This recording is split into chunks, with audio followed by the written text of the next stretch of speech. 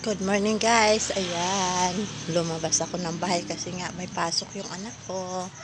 Ayan, punta ako dito sa palengke, tingnan ko kung may bukas. Ayan, bukas na gay ang mga tindahan. Oh,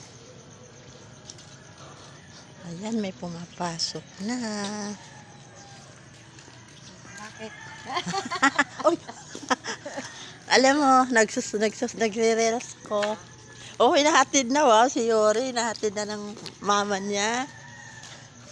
Exercise din yan, Atili.